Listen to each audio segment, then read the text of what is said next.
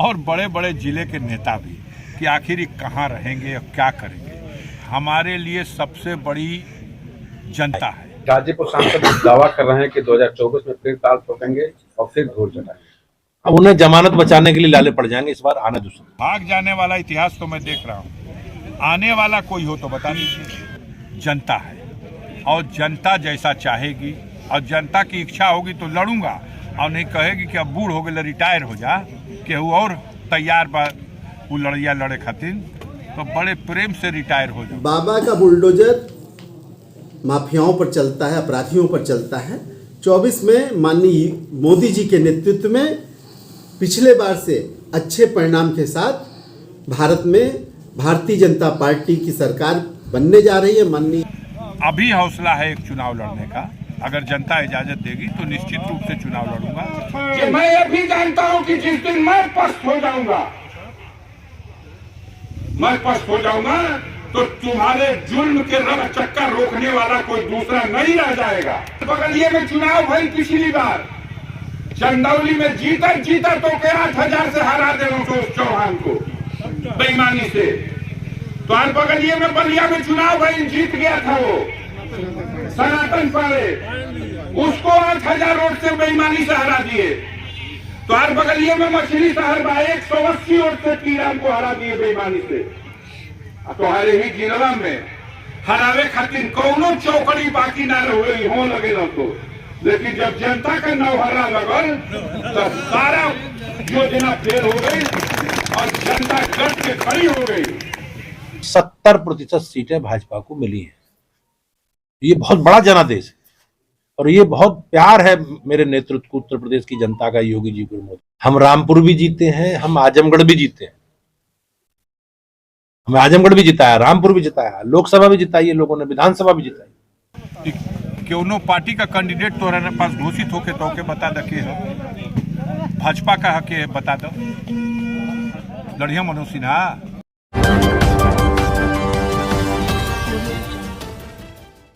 नमस्कार, आप देख रहे हैं news today 24 मैकलेस। Bharatiya Janata party ने लोकसभा चुनाव 2024 के मद्देनज़र भारतीय जनता पार्टी ने कार्यालय गाजीपुर में एक बैठक की। बैठक में काशी क्षेत्र के क्षेत्रीय अध्यक्ष महेश चंद्र श्रीवास्तव ने पिछले दिनों सभी मंडल के प्रभारी व कार्यकर्ताओं के साथ बैठक कर संगठन को मजबूत बनाने के उद्देश्य से सबको जिम्मेदारी दी गई। मुख्य अतिथि व काशी प्रांत के अध्यक्ष ने कहा कि प्रदेश में 56 लाख कार्यकर्ता हैं और 2024 के लिए कार्य करने को इनको कहा गया है। प्रदेश में लगभग 7 लाख करोड़ का इन्वेस्टमेंट इंफ्रास्ट्रक्चर डेवलप हो रहा है। प्रदेश के लिए मुख्यमंत्री योगी आदित्यनाथ द्वारा अथक प्रयास किए जा रहे हैं। उत्तर प्रदेश आज भयमुक्त है। गाजीपुर में राष्ट्रीय अध्यक्ष जेपी नड्डा जी का भी आगमन है।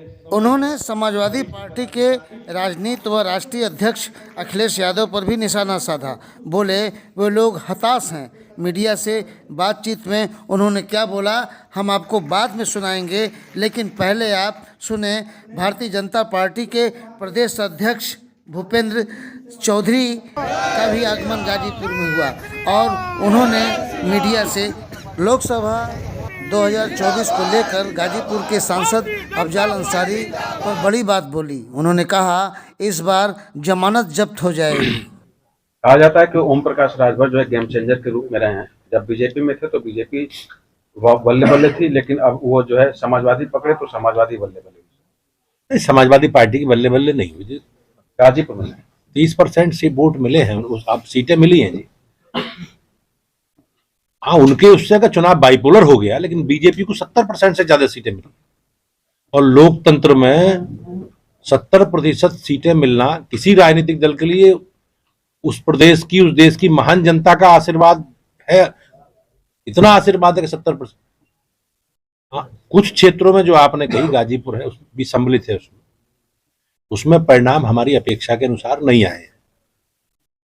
हम वही चीजें सारी समझने आए हैं कि स्थानीय स्तर पर क्या कमी रही, उन खामियों को मिल बैठकर दूर करेंगे और पूरी तैयारी के साथ जनता के बीच में जाएंगे। ओम प्रकाश राजभर भी काफी उत्सुकता है बीजेपी में किसी न किसी तरीके से हो जाए या बड़े पार्टियों से संबंध। देखो, हमारे लिए कोई समस्या नहीं है। जो हमारे विचारधारा से सहमत है, हम सबका स्वागत करते हैं।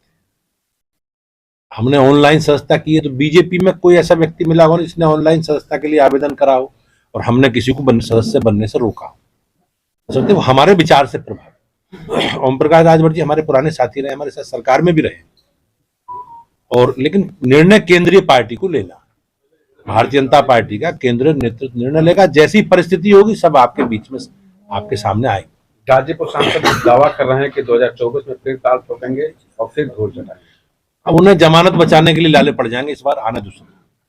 भारतीय जनता पार्टी की केंद्रीय योजना है, जो 14 लोकसभा भाजपा पिछली बार जीत नहीं पाई थी, उसमें केंद्रीय नेताओं के द्वारा लोकसभा प्रवास योजना करके एक लंबे समय से भारत सरकार के मंत्री, हमारे पदाधिकारी हमारे उन लोकसभा क्षेत्रों में जा रहे हैं और सारे कारणों को समझने की कोशिश कर रहे हैं, क्या क्या कारण रहे, और सरकार की हमारी योजनाएं, सरकार के कार्य, उनके माध्यम से हम जनता के बीच में हैं।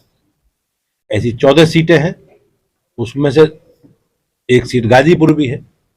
माननीय राष्ट्रीय अध्यक्ष जी का गाजीपुर और जौनपुर कार्यक्रम है 20 तारीख का, और वो लोकसभा प्रवास योजना के जो कार्यक्रम है उसी के तहत ये कार्यक्रम, और वो भी सारी राजनीतिक परिस्थितियों को समझकर और अपनी तैयारी को आगे बढ़ाने के लिए पार्टी कार्यकर्ताओं को दिशा निर्देश देंगे, उसी हिसाब से हम लोग आगे बढ़ेंगे।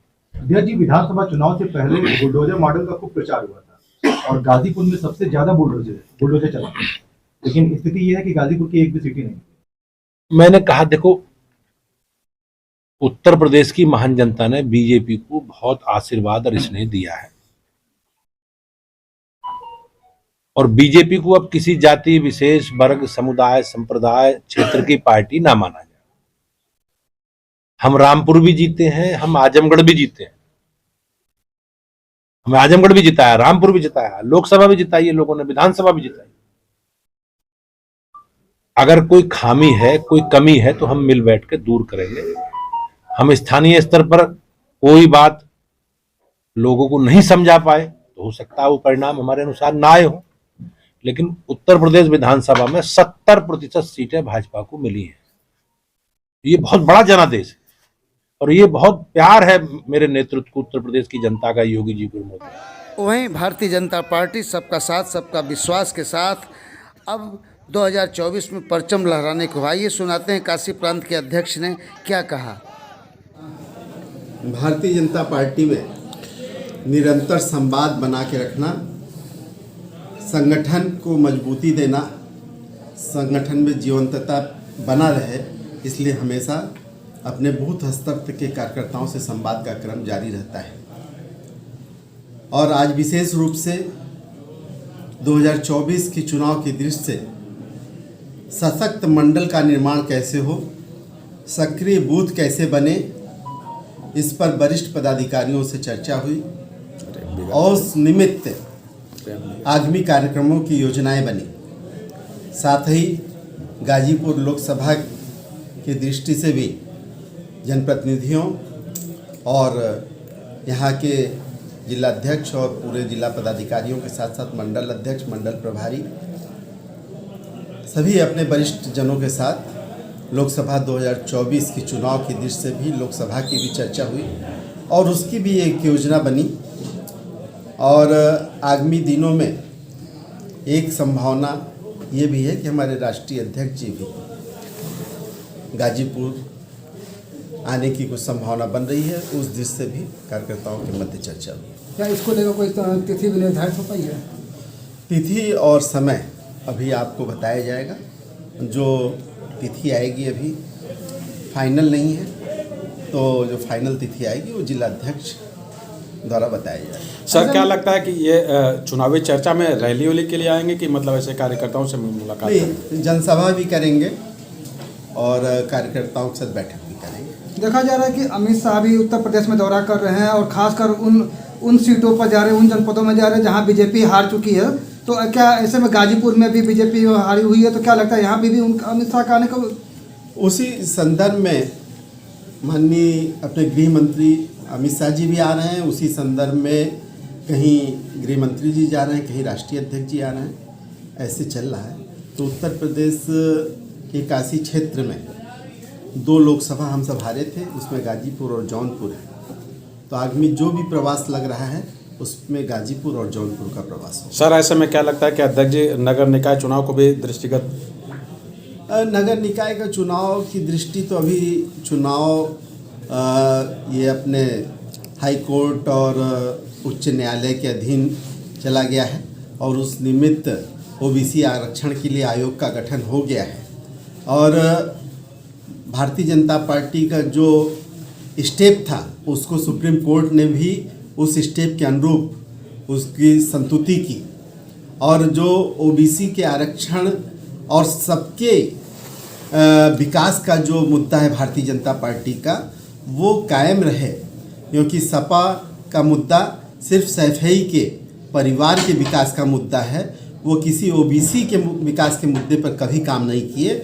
लेकिन भारतीय जनता पार्टी 130 करोड़ लोगों के विकास पर काम करती है और ओबीसी का आरक्षण हो चाहे एससी का आरक्षण हो, सभी को वो ठीक ढंग से लागू करा के समाज का उत्कृष्ट समन्वय स्थापित करने का काम करती है। तो इसलिए इस चुनाव में आगामी आने वाले नगर निकाय के चुनाव में जब ये निर्धारित हो जाएगा ओबीसी का, तो उसके बाद चुनाव होगा, तो उसका आगे आने वाले समय में देखा जाएगा। गौरतलब है कि भाजपा जिस तरह से 2024 की तैयारी बूथ स्तर पर कर रही है और लोकसभा 2024 फतह की भी मूड में है, वहीं विपक्ष के लोग क्या संसद में अपना परचम लहरा पाएंगे? Akhilesh Yadav, news today 24। बने रहे ऐसी ताज़ा तरीन खबरों के लिए। नमस्कार।